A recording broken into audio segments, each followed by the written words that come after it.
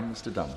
Thank you, Mr Deputy Speaker. And I rise to support this bill, and in particular to reference the continuing impact of the COVID pandemic on pupils who remain at school.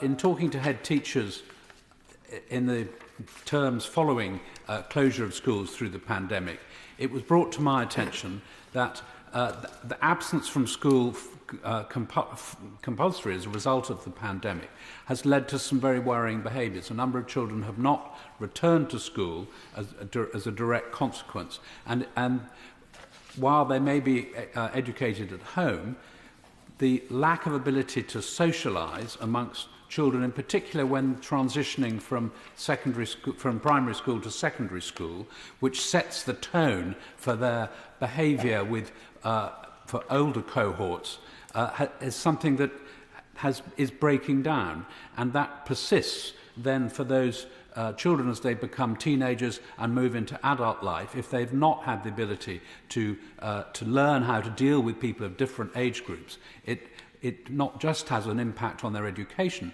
but it has a profound impact on their ability to socialise in later life.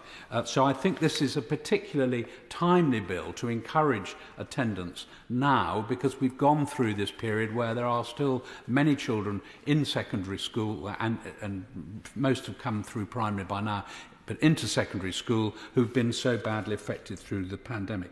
My honourable friend mentioned organisations that have been helpful to her. I'd just like to make another point in relation to mental health issues. I believe the Centre for Mental Health and the Children and Young People's Mental Health Coalition were helpful in pointing out to her in preparation from this bill that absence from school is also impacting on their mental health, and they had recommended that mental health an absence code for mental health should be introduced. We can clearly welcome the introduction of the progress being made in mental health support teams being rolled out to many thousands of schools, and perhaps the Minister might be able to touch on that in his remarks.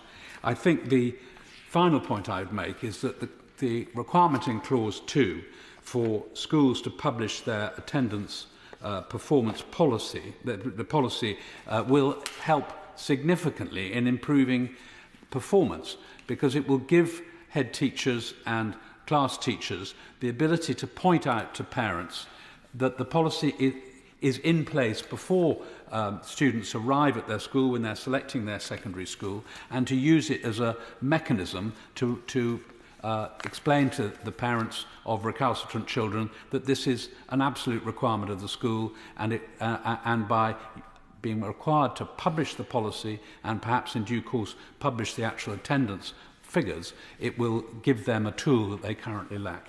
So I support this bill. Thank you very much. Joe Gideon.